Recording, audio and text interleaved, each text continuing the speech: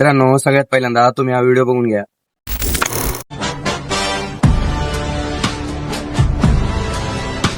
याला म्हणतात the blur shake effect. तर याला बनवायचं कसं चला सांगतो.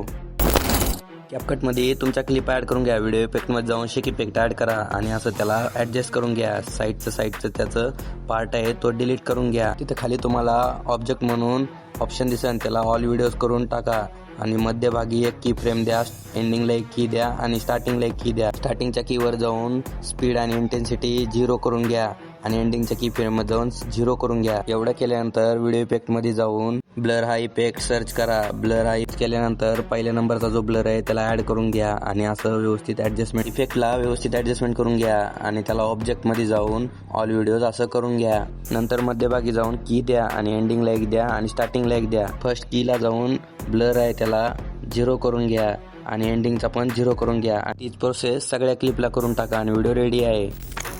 व्हिडिओमध्ये थोडं जरी समजलं असेल तर तुमच्या भावाला फॉलो करून घ्या.